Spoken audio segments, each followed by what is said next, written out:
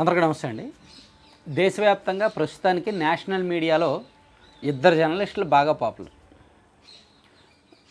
Rajdeep Sardesai and Arnab Goswami. ఇంకా ఉన్నారు కొంతమంది, శేఖర్ గుప్తా లాంటి ప్రముఖులు కూడా ఉన్నారు. కానీ వాళ్ళు non controversy clear cut analysis చేస్తారు. కానీ అర్నబ్ గోస్వామి అండ్ రాజ్‌దీప్ సర్దేశాయ్కి వచ్చేసరికి రాజ్‌దీప్ సర్దేశాయ్ గారు ఎక్కువగా ఫీల్డ్ వర్క్ చేస్తారు, గ్రౌండ్లోకి వెళ్తారు, స్టేట్స్ తిరుగుతారు, ఆయన రిపోర్ట్ ఇస్తారు. సో ఇక్కడ అర్నబ్ గోస్వామి వీళ్ళందరినీ డామినేట్ చేసేలా ఫేమస్. ఏ విధంగా అంటే అరుపులు, కేకలు, డామినేటింగ్ డిబేట్స్. ఆయన డిబేట్స్ అంతా కూడా కంప్లీట్గా ఆయన కంట్రోల్లోనే ఉంటాయి, ఆయన గుప్పెట్లోనే ఉంటాయి. ఆయన ఏదైనా సబ్జెక్ట్ మీద డిబేట్ చేశారు అంటే దానిలో 100కి 101% ఆయన ప్రిపేర్ అయిపోతాడు. సాయంత్రం 7 గంటలకు ఆయన డిబేట్లో కూర్చోవాలి అంటే ఆ రోజు అంతా దాని మీద ప్రిపరేషన్ జరుగుద్ది. ఆయన చుట్టూ ఒక టీం ఉంటుంది. ఆ టీం దానిలో అనేక రకాల డెప్త్గా పరిశోధన చేస్తారు. చేసి ఏ నుండి జెడ్ వరకు దానిలో ఉన్న అన్ని కోణాలు, నాణేనికి 2 కోణాలు, డిబేట్కి ఎవరెవరు వస్తున్నారు, ఎవరెవరు వెర్షన్ ఎలా ఉంటుంది, వాళ్ళు ఏం చెప్తారు, దానిలో వాస్తవం ఏంటి, రెండో కోణం ఏంటి, ఇలా అన్ని అంశాలను 360 డిగ్రీస్ న్యూస్ అనాలిసిస్ ఆయన తన మైండ్లో పెట్టుకొని డిబేట్లో కూర్చుంటాడు ఆయన. కాబట్టి అంటే హోంవర్క్ అంత స్ట్రాంగ్గా ఉంటుంది. కాబట్టి ఆయన డిబేట్లో ఎవరున్నా సరే చెమటలు పట్టించేస్తాడు ఆయన. ఆయనతో డిబేట్ చేయడం అంత ఈజీ కాదు.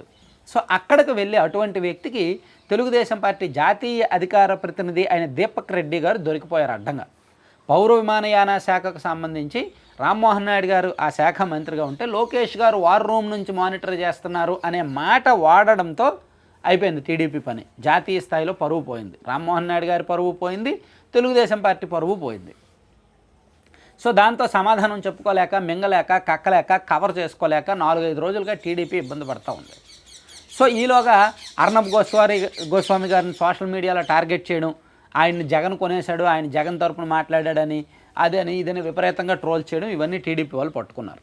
సో చివరికి చంద్రబాబు గారి వరకు ఇష్యూ వచ్చింది. ఆయన కొంచెం సీరియస్ అయ్యాడు. అసలు నేషనల్ మీడియాతో డిబేట్కి వెళ్ళినప్పుడు ఎంత జాగ్రత్తగా మాట్లాడాలో తెలియదా, మీకు ఇష్టం వచ్చినట్టు మీరు డిబేట్లకు వెళ్తారా, మీరు మాట్లాడతారా అని చెప్పి సీరియస్ అయ్యి ఇంటర్నల్గా అర్నబ్ గోస్వామి పట్టుకుంటే ఇదే ఇష్యూ మీద 4-5 రోజులు డిబేట్ చేస్తే తెలుగుదేశం పార్టీ తోలు తీసి వదిలిపెడతాడు ఆయన. సో తెలుగుదేశం పార్టీకి అది కొంచెం నేషనల్ లెవెల్లో కష్టమే.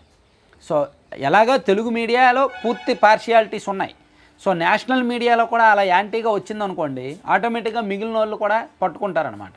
సో అది టీడీపీకి ఇష్టం లేక ముందుగానే అలర్ట్ అయ్యి అర్నబ్ గోస్వామితో ఆ 2 రోజుల తర్వాత, ఆ వివాదం జరిగిన 2 రోజుల తర్వాత తెలుగుదేశం పార్టీ నుంచి ఒక టీం వెళ్ళి ఆయన్ను కలిసి ఇంటర్నల్గా మాట్లాడారు. ఈ వివాదాన్ని ముగించేలాగా మళ్ళీ దీని మీద డిబేట్లు కానీ సాగదీత కానీ ఏమీ లేకుండా ఇంటర్నల్గా మాట్లాడుకున్నారు. దాంతో ఆయన కూడా మళ్ళీ ఈ టాపిక్ మీద పెద్దగా మాట్లాడలేదు, చర్చ చేయలేదు. అండ్ టీడీపీ వాళ్ళు కూడా మళ్ళీ ఆయన్ను టార్గెట్ చేయడం ఆపేశారు. 2 రోజుల నుంచి ఆ ఇష్యూ మీద ఎక్కడా చర్చ లేదు. కానీ సీఎం గారు మాత్రం ఇంటర్నల్గా చాలా సీరియస్గా ఉన్నారు. నేషనల్ మీడియాతో డిబేట్కి వెళ్ళినప్పుడు జాగ్రత్తగా మాట్లాడమని పదే చెప్తున్నాడు ఆయన.